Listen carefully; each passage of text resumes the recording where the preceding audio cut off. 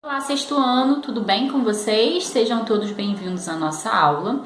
Hoje nós vamos dar continuidade ao capítulo 5, fazendo a correção do dever de casa que eu solicitei que vocês fizessem na aula passada, tá? Então eu pedi que vocês fizessem as questões 1 e 2 da página 25.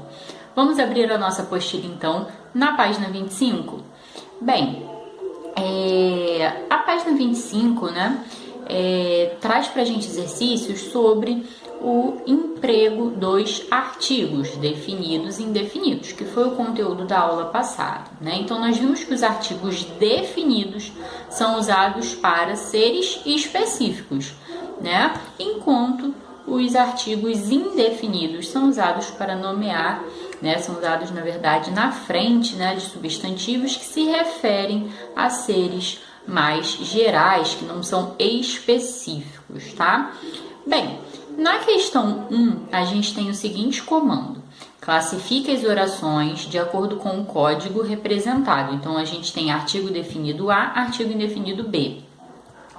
Uns garotos chegaram mais cedo para fazer a prova. Uns garotos, artigo indefinido, né? Quais são os artigos definidos? Vamos relembrar: a, as, o, os.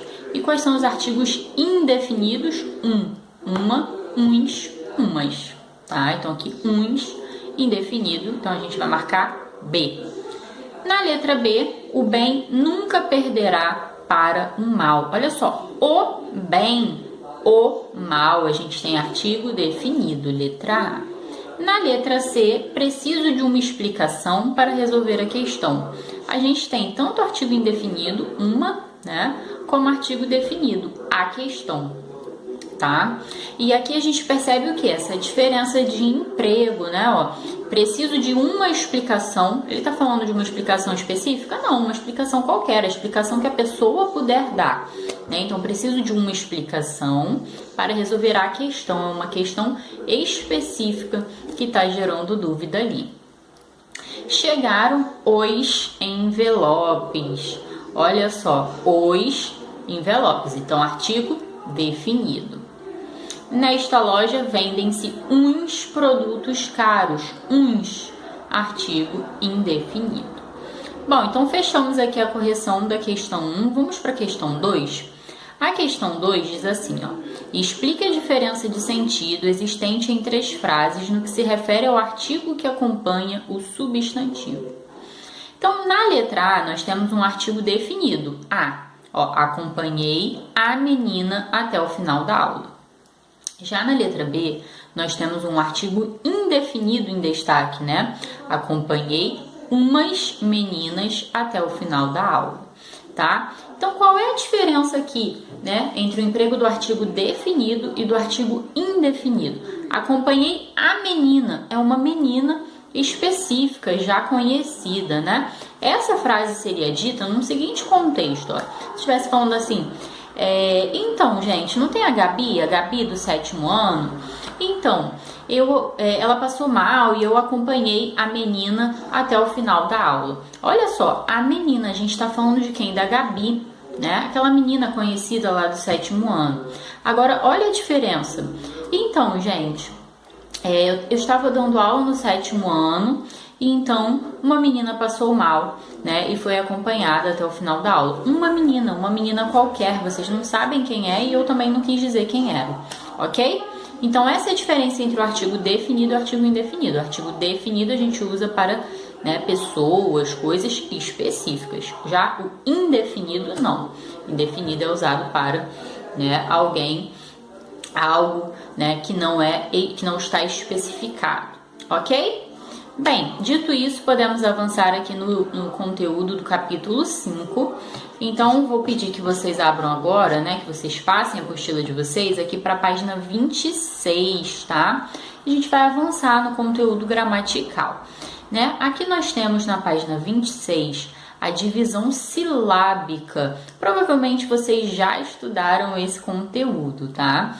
Bem, o que é uma sílaba, gente? Uma sílaba é aquela emissão sonora, né?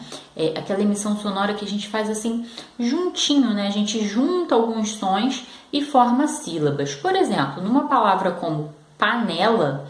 Olha só quantos sons a gente tem aqui. A gente tem o som do P, que se junta com o som do A, e aí juntos eles formam uma sílaba, ó, pá, né? Então aquela pá é uma sílaba, por quê? Porque a gente dá aquela emissão sonora assim, ó, de uma vez só, pá, pá, né? A gente não fala P, A, N, E, L, A. Não, a gente diz pá, né, lá, não é isso?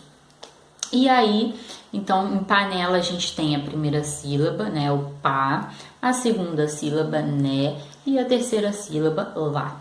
Então, a palavra panela é uma palavra composta por 3 sílabas. Então, entenderam esse conceito de sílaba? Olha aqui, marquem aí na apostila. Ó. Sílaba é o conjunto de um ou mais fonemas pronunciados em uma só emissão de voz, né? Como eu mostrei aqui para vocês. Panela a gente diz pá, né, lá. Certo? E aí, as palavras que têm apenas uma sílaba são chamadas de monossílabas, né? Vamos ver os exemplos aqui da página 26, ó.